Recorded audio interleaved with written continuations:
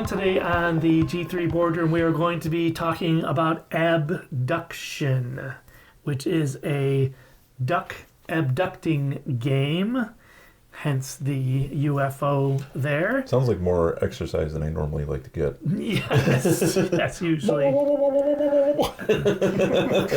So in this game, you're going to have these cards here. I'll put some of them out there. They're point cards with shapes on them.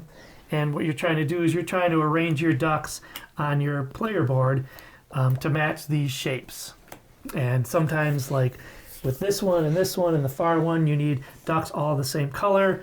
This one right here, you can have ducks of different colors as long as they match. And it's a RTFC. It's right there on the card that explains how to do it. The way you move your ducks to make those patterns is with you always have 3 of these action cards, which might tell you that you can take 4 ducks and rotate them, or you can move them around or swap them with other players. And so you have lots of different ways that you can move your ducks to make those patterns.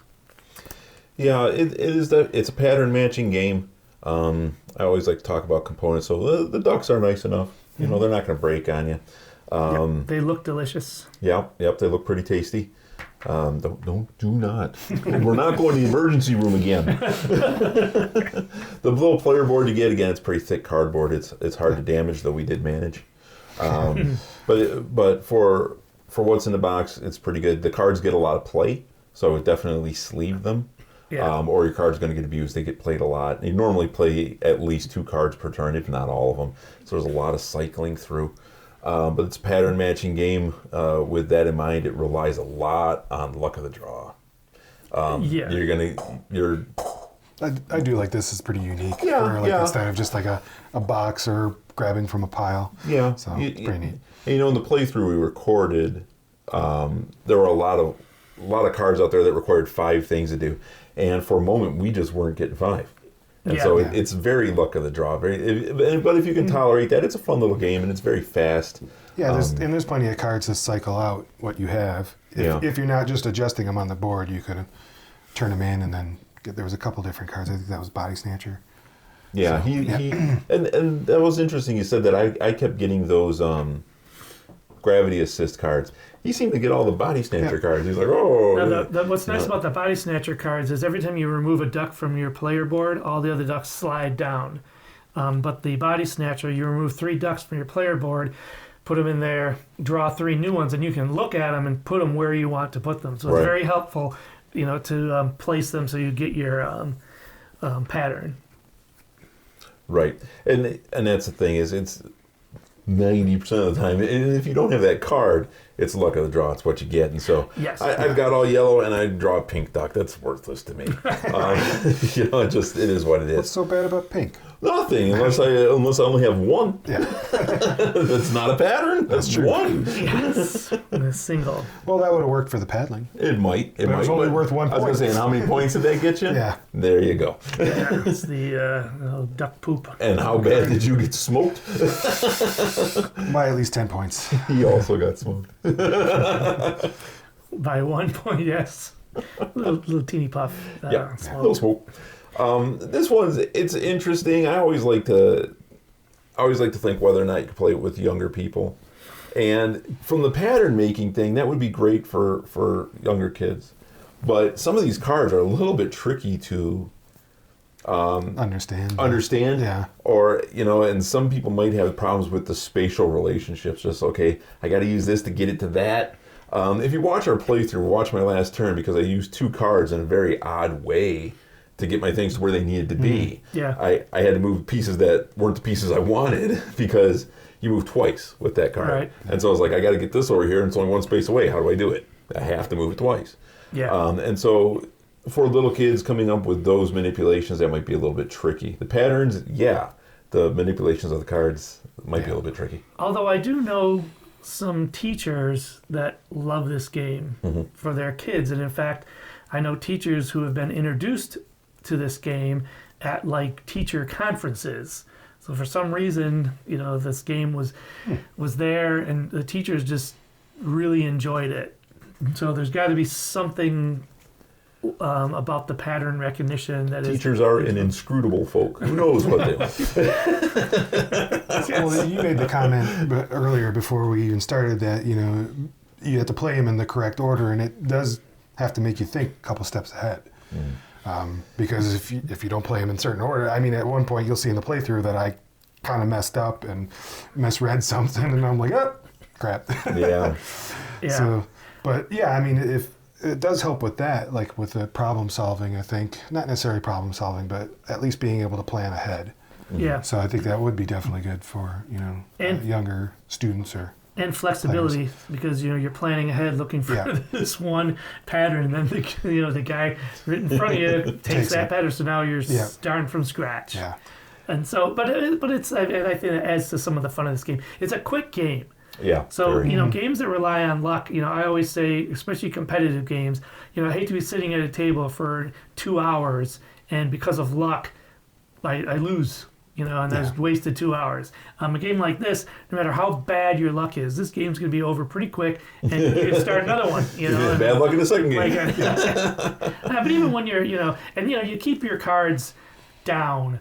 So I think everyone thought in the playthrough that I was running away with it, but Jason squeaked it out by one at the end. Yeah. So I think because the cards are hidden, everyone stays engaged throughout because, Well, on our playthrough, the reason why I thought you were ahead for sure. First, I thought Bob was ahead because he just seemed to be cruising nicely. Yeah. Then Bob got the 1, and I figured he was out. Yeah. But the reason why I thought you were ahead was because I had a turn where I had to pass. I couldn't gain anything. But the way it fell, there was 1 card left, and I managed to get the last card. The last card is what sealed it for me. The last card I got was an 8. You were ahead by 7 until I got the last card. And I wasn't able to get that card because even if he wouldn't have gotten that last turn, I didn't have enough ducks of one color to get that card. Bob might have been able to, so I wouldn't have to pass. But Bob might have gotten the 8, and then they would have swung it to his victory. No, you would have won. I would have finished last. Well, I think there was only twice that we actually had to pass. Yeah, did you have to I pass? passed one, and you passed one. Okay. So he didn't pass at all. Yeah. All right. No, because I'd play cards just to get rid of the cards. If I'm going to pass, I'm just going to play a card and move some stuff around. Well, I think at one point too, I was like, I see you had a whole bunch in a row, and you were building up to something. That's when I played the body snatcher to knock you down. Yes. I mean, so I was going to say there's not a whole lot of gotchas. There's the one that you mentioned where if you're determined to make the certain pattern, and the guy right before he takes it, that could be a gotcha. And then that one, is it the body gotcha or snatchers. take that? Or is that the same thing? That's the same thing. Same thing. Okay. But you make a good point. There are some of these cards that allow you to mess with other people. I don't think I played even a single one on either one of you guys. And you both know how much I enjoy messing with your stuff. I don't like when people mess with my stuff. I like messing with your stuff. In a game like this, though, I think it's more important to gain points for yourself instead of being focused on messing with other people. Because these cards are always switching, and they'll find another way. So if you're not getting points for you on your turn, you can't win this game by just being a spoiler. Yeah, but you can definitely knock somebody down that you don't like.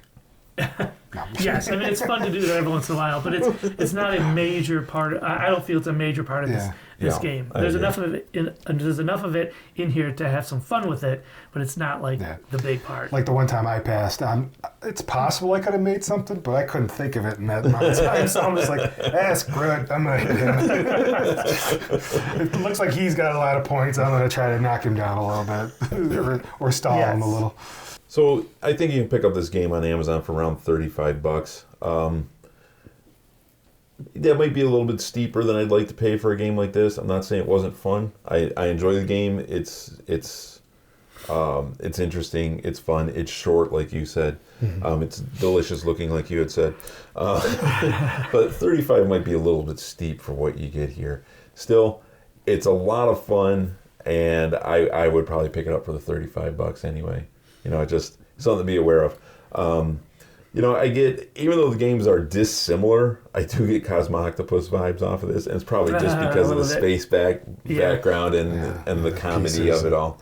Cosmoctopus vibe. I just love I don't know why. I just love the whole duck vibe. It's you see that on my on my feed, Instagram feed, looking through reels, a lot of little duck running around. And they do. They keep it cute, which Yeah. it's cute, it's fun, it makes you want to play again. And I guess Yes. that's actually the biggest compliment I can give to any game. I want to play it again. Yeah, Then you want to play it again. And it's nice because the length seems great. Now, obviously, in the rules they say you can, we start with 12 of the cards. They come out 3 at a time. You can up that to 20. You can play a shorter game and keep it, really short. But 12 is great because I feel like I'm engaged. I have enough time to do stuff, but yet it doesn't drag on too long. Now, you mentioned that there was an expansion. Yes, I do have the expansion. I played it a few times. What's fun about that is that it has little pods of 2. Okay. Each of these are ponds, and you get these little I think they're called research bays or something, and they go on the outside. Everyone gets one of them, and ducks come and go from that, and you can pay cards on your turn. You discard a card, then you can move it to the side or whatever, and then there's expansion Scoring cards, More scoring scoring. cards that utilize 3 layers. Got it. Okay. So now you've got things going up to the 3rd. Yeah, and those pay off a bit more than these do, obviously. Yeah, they you pay can off get more. scores that are 13, 14, 15 points off of those cards. Okay.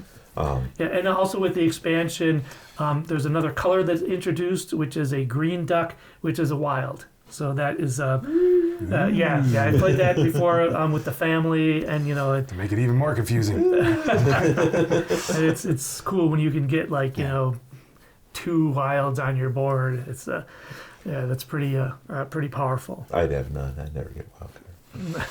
never. Oh yeah, come on, right. So yeah, the expansion is fun. But even playing the base game, this game they say that it's for 12 plus. I think that someone younger. I just seem to know a lot of people who have kids that are a little bit younger that could handle it. So I wouldn't, I wouldn't be afraid of having me an advanced gaming 8-year-old or something that could play this. Or just some prodigy who has a lot more spatial awareness than someone like me. But no, I enjoyed this game. Like I said, I think it's a good one. It's worth playing some more. I like this thing, but I do fear it would fall apart at a certain point. It's silicon, so I would think it would stay together. It's very, very loose, and it has a feel to it like it's going to rip or fall apart, but I think it's just the silicone, that's just how it is. And it's got to be super loose because you're constantly digging in there for ducks. Yeah. So if they made it any more rigid, then I think it would start to break. But I think that's going to last a long time unless you're Don't let it freeze or... pulling at it. Yeah. But even silicon, I don't think can freeze. When I was a kid, and they had penny candy stores, there was this little styrofoamy UFO that had little pellets of candy in it. Okay. And I used to love those. It wasn't styrofoam, but I don't know the word. I was going to say, eventually that would break apart and then you get that with your tongue. Not to be disrespectful, but it was more like a host you might get at church. What would you call that? Styrofoam. It was kind of that consistency, and it had little candies in it. I used to love getting those things. You get them like 10 for $1. Wow. Okay. It was in the 80s. Oh, that's well before my time.